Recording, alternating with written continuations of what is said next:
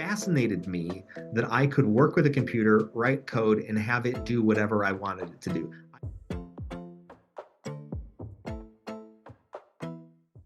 All right, Jason Todd, welcome to Beyond Fulfillment. So happy to be here, Dave. Absolutely. We're happy you could take the time. So, Jason, you've had a long, successful, diverse entrepreneurial career.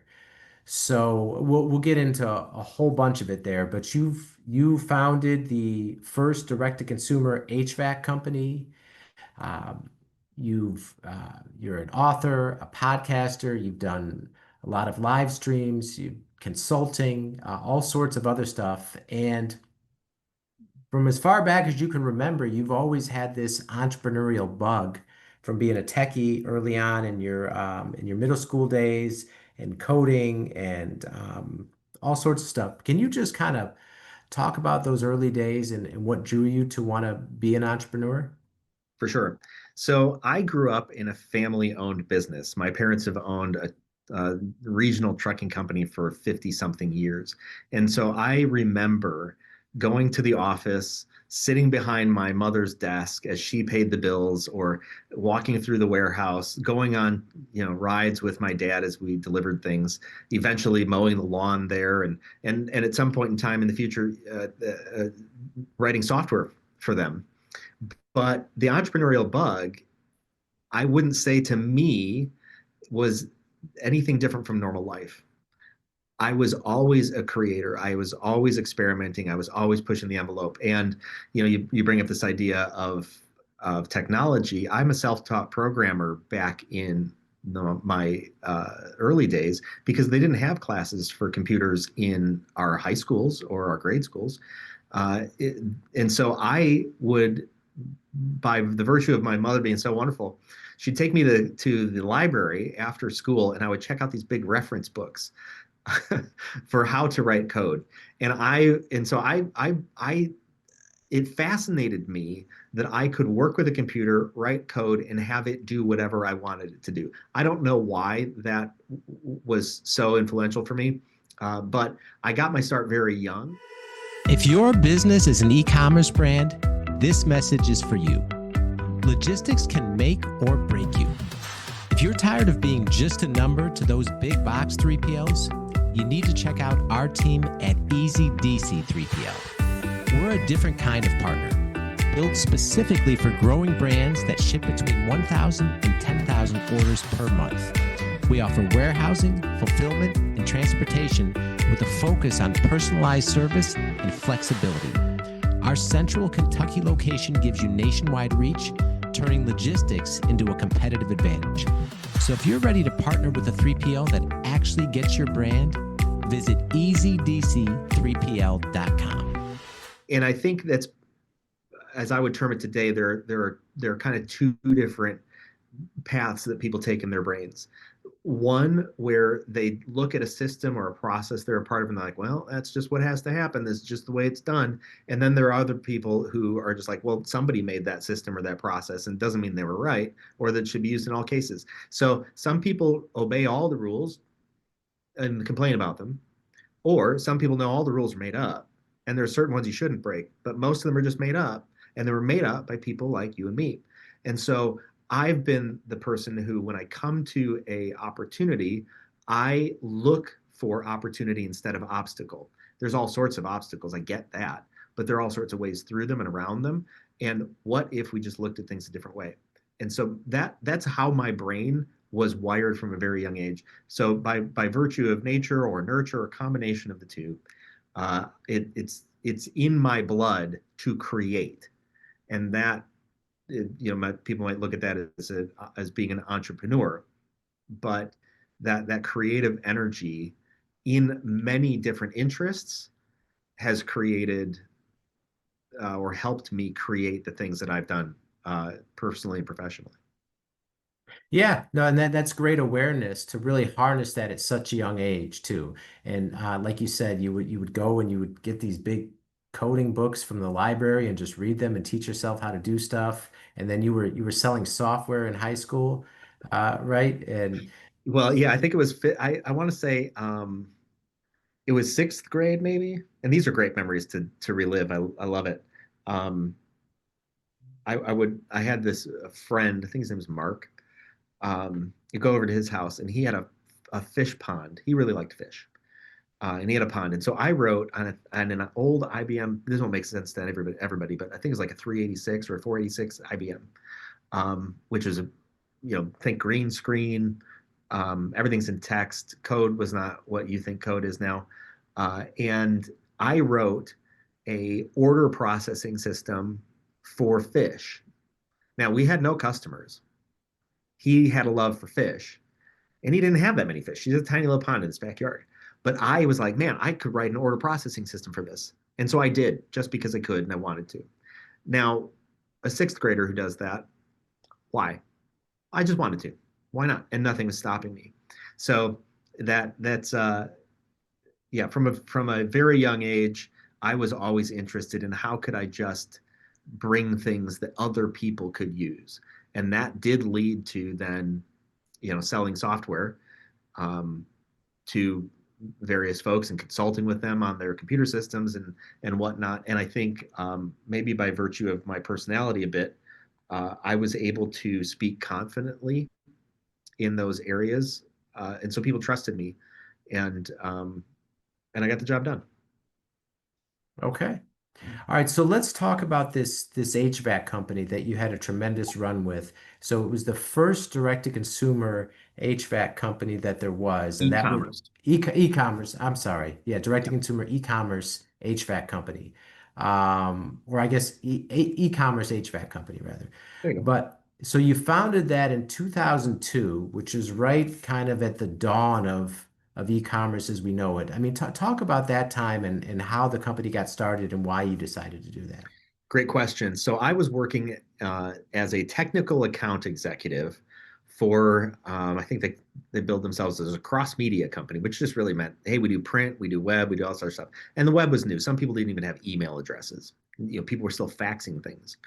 Uh, and when I was working there, I was working, by being a technical account executive with companies that were entering the web-based market, or using that technology. And so I worked with a farm parts manufacturer and architected their first e-commerce site. How do we sell these things online instead of printing these expensive to print and expensive to mail massive catalogs?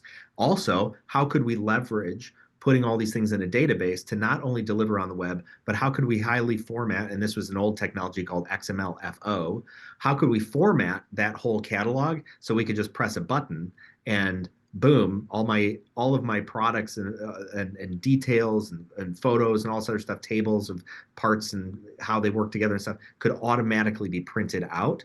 So you get 80% there, and then somebody comes through and prettifies it. Now that that sort of work, launching e-commerce, sales for new companies, and also telling people, listen, e-commerce is the future. You're going to have to get a website. You're going to have to. You're eventually going to be selling online. And hearing people say, no, that's not going to happen. No, we don't need that. That won't. We're not. That's not our industry. And I'd be like, yeah, but I know more about this than you do. You're not even qualified to tell me that's not the industry. I know a lot about this, right? So that was always going in my mind. And then I'd work with. There was a larger company I helped architect was called their e-business system. They're in the aircraft, engine business. Um, they would receive parts from suppliers and then do QA work on it and figure out, what are your error rates and that type of stuff, and are your parts in tolerance, yada yada, which would help determine whether they're going to get any pushback through production or through sourcing. They wanted to expose this information and let people sign on so they could get instant updates about their parts as they were received. And so working with them to take their massive mainframe data, how do we securely present that on the web?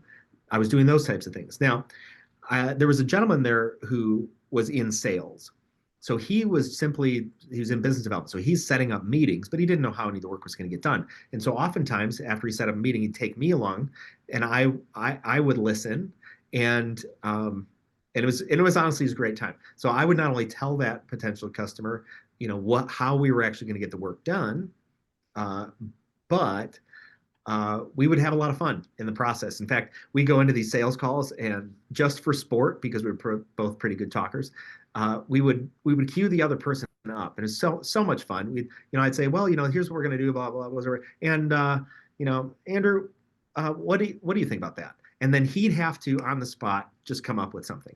And so we had this good rapport that we were building. Now, it was around drinks in the beginning of October 2002 that we thought, you know what, I'm tired of selling people on these great ideas that they don't understand. Why don't I do this for myself? But I don't know what I would sell. And he then came and said, I think heating and air conditioning products would be a good product to start with. So let's look at humidifiers. A humidifier, at the time, the retail that we ended up selling it was like $140 for a basic humidifier.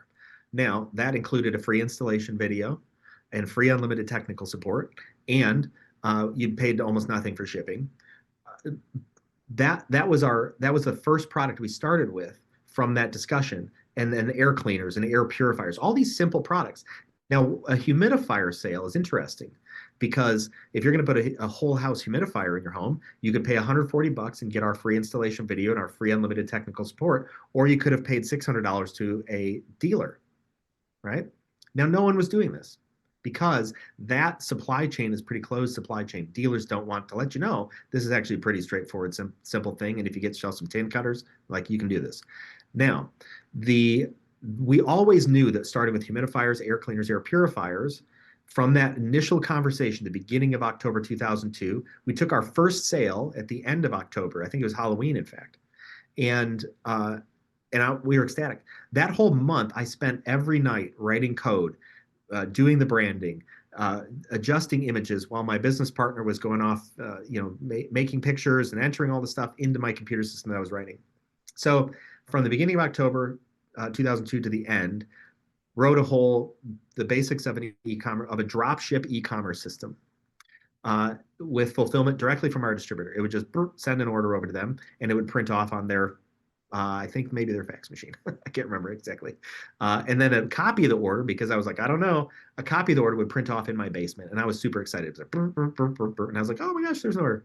Now, we knew that was going to lead to other heating and air conditioning products, air conditioners, furnaces. And we charted that course.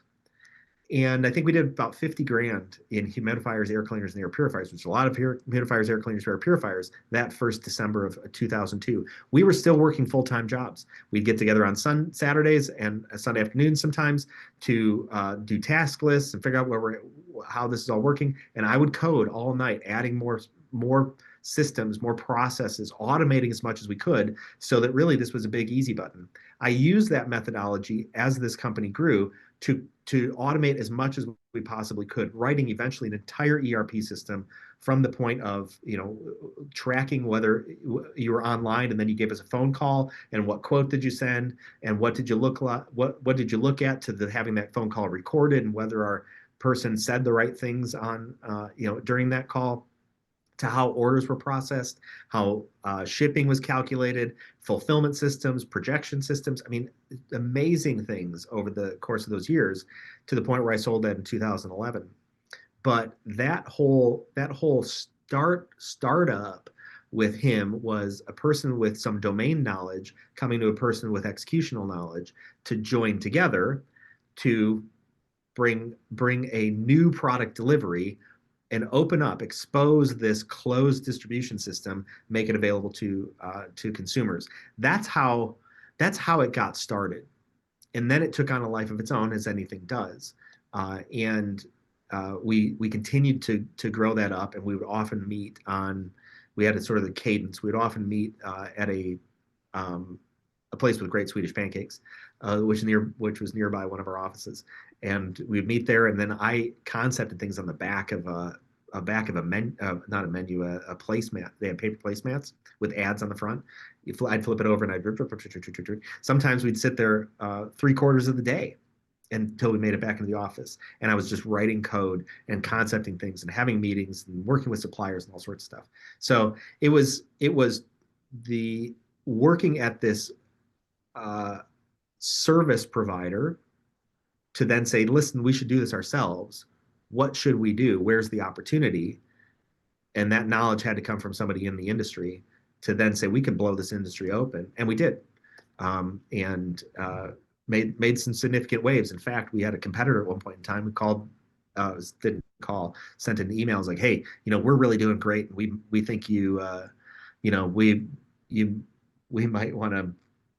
I think they wanted to buy us or something like that. I don't know. And I was like, sure, send me your data. So they did. They sent me their sales data and their traffic and all sorts of stuff. And I was like, man, we are killing you, and you have no idea. Wow. Okay. So such a great story and so many lessons to unpack there. Yeah. So, I mean, let's just start from the beginning, right? So you're in this job, right? And you're dealing at the advent of the internet. And it sounds like clearly you were bullish on e-commerce from the start. Like you knew this was the future. And just like anything, right? People are saying, nah, I don't know, and kind of sticking with the status quo. So you knew already, and you were getting frustrated by having to convince people that this would work and, whatnot. So you had that urge to start something on your own.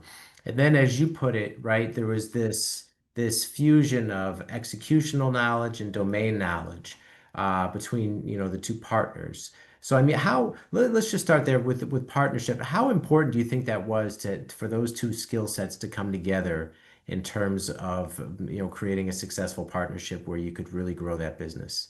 Yeah, extremely important, and in fact, it's broken down in all sorts of business books. So traction, EOS, all these methodologies, right? You think about like who are the types of people that you need in your business. You need some sort of visionary who understands where this thing is headed, whatever it is, and then you need somebody who will spin themselves crazy just doing the work.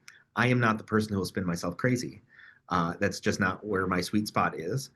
I had a business partner who would spin himself crazy. And through all the businesses that I've owned, the most successful ones have been where I can set the vision, I can figure out how the whole puzzle comes together, and bring technology. So let's say this trifecta in my brain is business strategy, technology, and communications. Where the three of those things meet, I'm your guy. Now, in each of those businesses, there needs to be somebody who has significant domain knowledge and loves to just do the work. They just want to spin on that work, and they don't need to have that vision down the line because that might be confusing for them. Or I look at it this way: you put in 3 effort, you get 8 results. That's something you should spend your time in. If you put in 8 effort and you get 3 results, don't spend your time on that. Find somebody who will. And that's where this idea of having some sort of visionary, somebody who says, here's where the market's headed, here's how these parts come together. You need that. Otherwise, the person who's managing the work will just continue to manage the work while the industry moves on. They can't see Mhm. it, and they're not moving to it.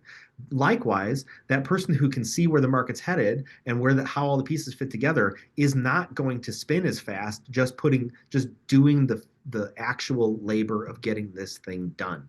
And that's why when I dug into code at the time, that first month was so important. We'd meet on Saturdays. I even wrote a task list management system in the database so that we could share it, because you didn't have these types of things. Like people didn't, we take it for granted that I can do a Google search and there's 100 different task management programs. Not in 2001 or 2002, there were not. So what were we doing? I wrote my own and I built it all part of the system because we needed to work in a distributed environment. I wanted to live that life, and I knew that's what this technology enabled. I'm going to do it. Nobody can tell me different. It's my company. And even if it was my company, I'm going to just do it for myself. So I was this visionary who said, okay, I got all these parts, but I have this skill set to bring the technology together. But if somebody's not going to take the photos, write the descriptions, figure out the pricing, all these things, which is just busy work, doesn't require any particular smarts. You don't even know how an industry comes together to do that stuff.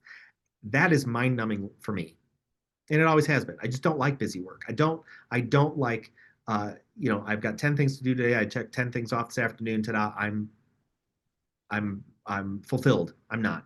if I don't know where this is going, I'm probably going to figure out somebody else to do that. And that's where those two skill sets, not only in that business, was instrumental, but also I think in every business it's instrumental. I have been the least successful when that doing the work piece is missing, and it has to be somebody who likes that. They have to thrive off of that, those short wins. If they don't, they're going to get frustrated and they won't do it well, just simply because they don't want to. You got to find somebody who wants to do that and will dig in with it, and that's what the magic that he and I had. Plus, he, again, like you brought up, he brought that domain knowledge. He knew all those products and how they all fit together. And then, how do we scale that? Then I was like, okay, well, you're going to teach me, and then we're going to do videos, and then we're going to train people, right? So I brought all that sort of process execution and big thinking, which can be learned, right? But everybody brings those things together in different ways, and it was the virtue of, by kind of, back to the idea of maybe it was nature, maybe it was nurture, but like we were talking before the podcast, when I got into college, well, when I first went away for college, because I had done college before, but I went away for college for a semester, and I was a double major in computer engineering and musical theater. That you cannot get more different. And why are those two things sandwiched in my mind? That's just me, and that makes me highly effective in certain areas. It also means that I'm not effective in other areas, and I've just over the years just been like, that's the way it is, and I just moved towards the things I am effective, which happens to be helping people see opportunity instead of obstacle, being the puzzle master. How do all of these things come together? How do they work together? Where is this headed? And I did happen to know a lot about technology at the time, and where it was all headed. But it does, for me, it goes back to business strategy, communications, and technology. I can bring those things together, whereas somebody else might exist in those areas independently, which you might need at scale, but that's not what you need for a startup. You need those things all coming together. Okay. And how long did it take? Because you mentioned you're both working full time when this got started. It was a lot of late nights in the beginning, just getting everything going.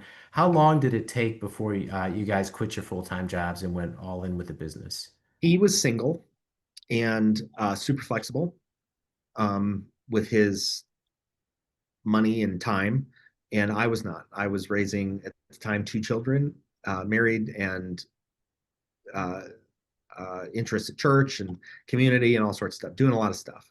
And so I needed stability. But we went from $0 sales in October to 50 grand in December, all while working full time. And in fact, we had a telephone number set up. And we set that number up with press 1 for sales, which went to a mailbox. Press 2 for technical support.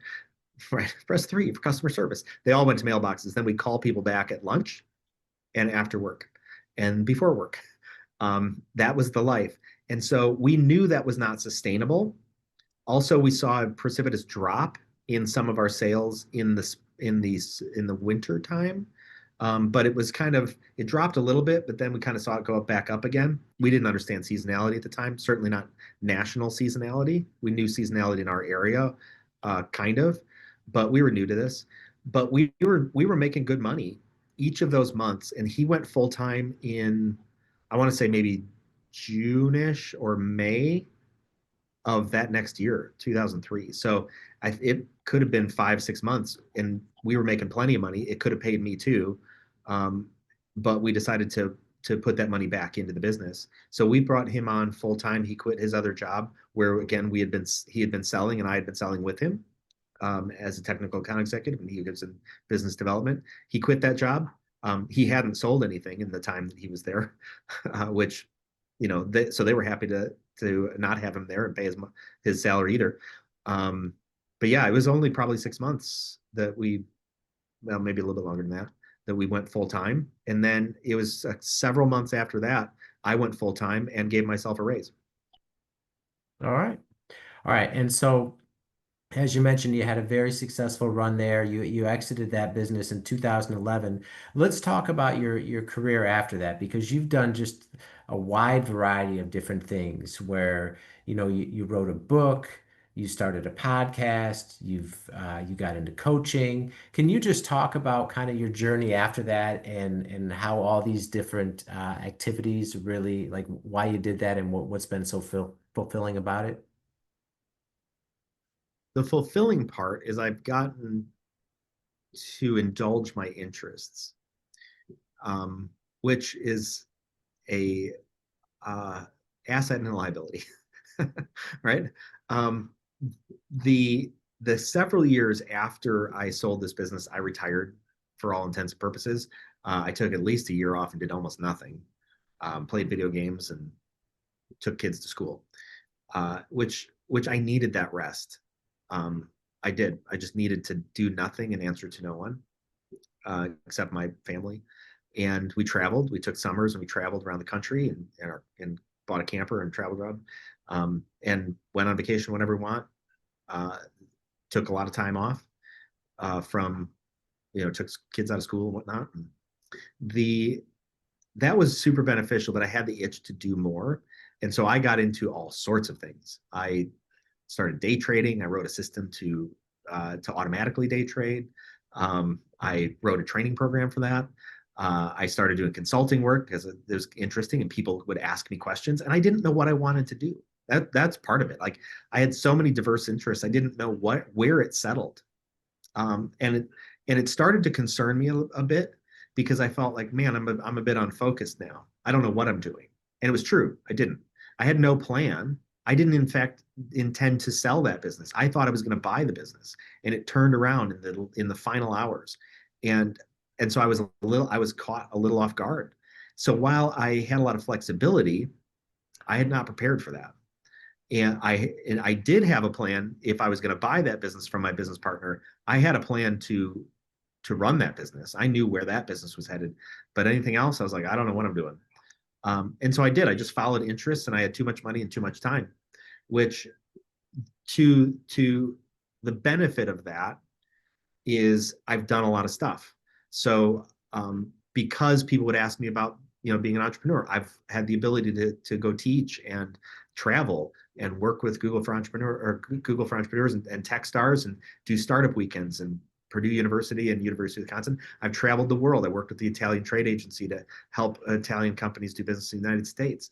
I've taught storytelling and marketing in Albania.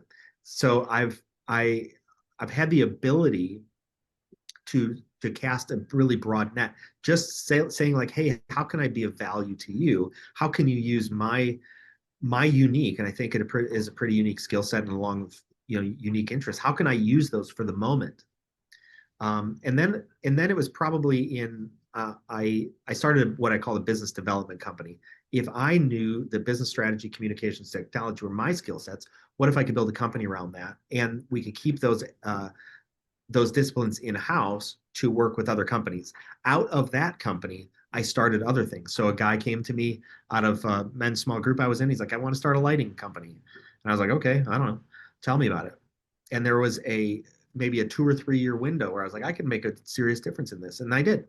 I helped him start a lighting company doing high efficiency lighting upgrades. I knew that lifespan on that was about 2 to 3 years, and I wanted to be out because after lighting, you're an electrical contracting company. And I didn't know what I was going to do with an electrical contracting company, but I did know what I was going to do with lighting. And so again, back to this idea of I'm going to bring the whole vision together. You're going to do the execution in the areas that you really know. We combined forces and did $1 million the first year in high efficiency lighting upgrades. And that sort of rinse and repeat cycle became effective. Then I started, again, not, I would suggest pretty unadvisedly so, started things just because I was like, I can do this, with no real thought on what's the plan, what's the business model behind this, and how does this really work? How does this really make money? How does this really increase the value of the organization itself? And so, fast forward through fits and starts, to today, where I've got a private equity firm where we work with companies to increase their valuation and also offer them exit opportunities.